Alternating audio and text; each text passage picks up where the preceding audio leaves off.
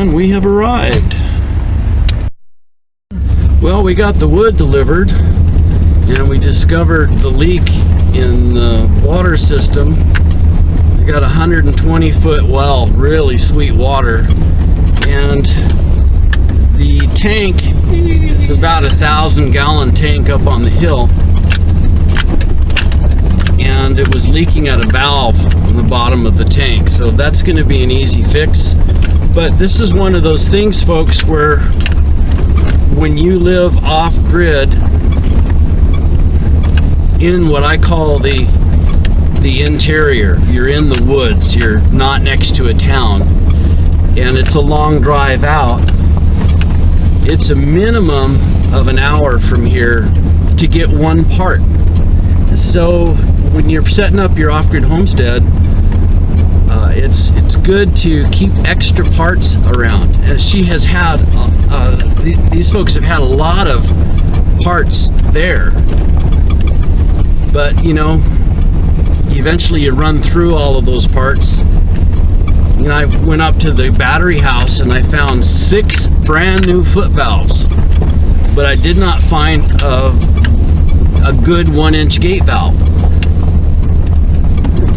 So when we're in town and I'm buying a 49-cent part, I just buy 2 or 3. Or 10, or a box full. Yeah, because how much does gas cost? Going, oh, I'm short 1 nut or a bolt. You just can't do that. So when you're coming from your city life, or even your rural life, to the interior life, you're in the interior of the wilderness, you're going to have to make some adjustments. Unless you like to drive a lot. And I have gotten stuff from people before because I tell them I'm not a prepper, I'm just old school. Yep.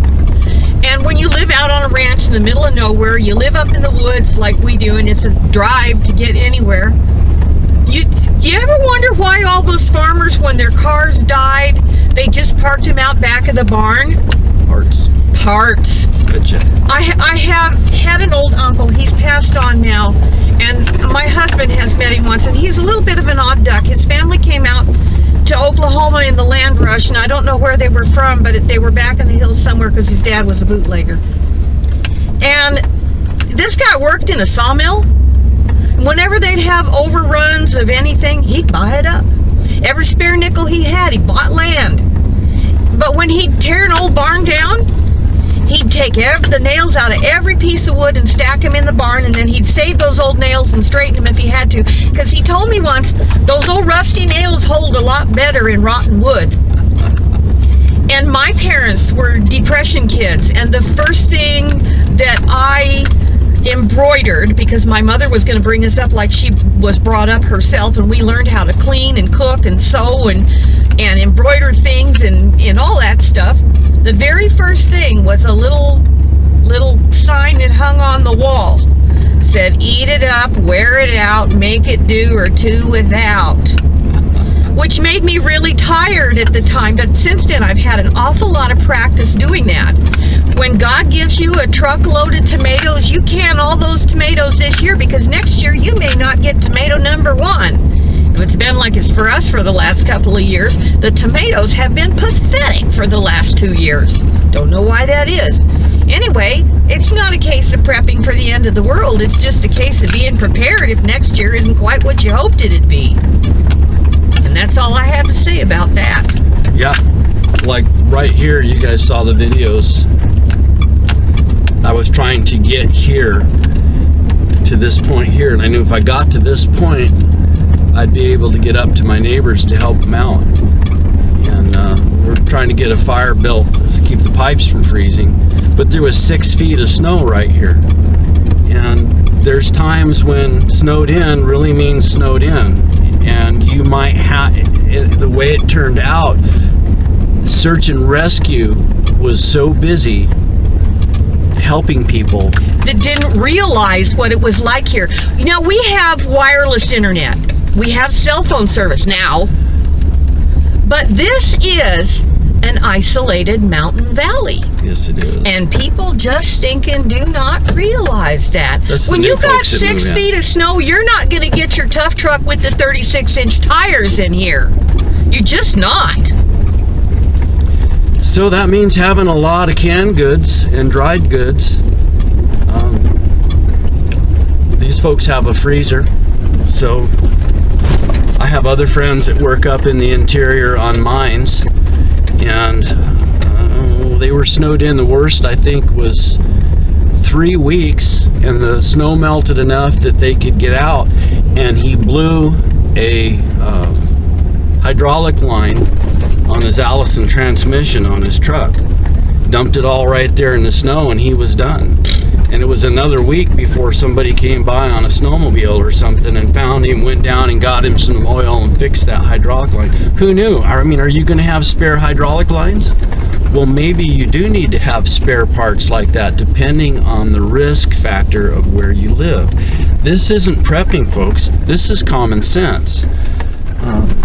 Like Roy Amberg Renewable Energy, friend of mine, I speak to him once a week or so, and he grew up that way too.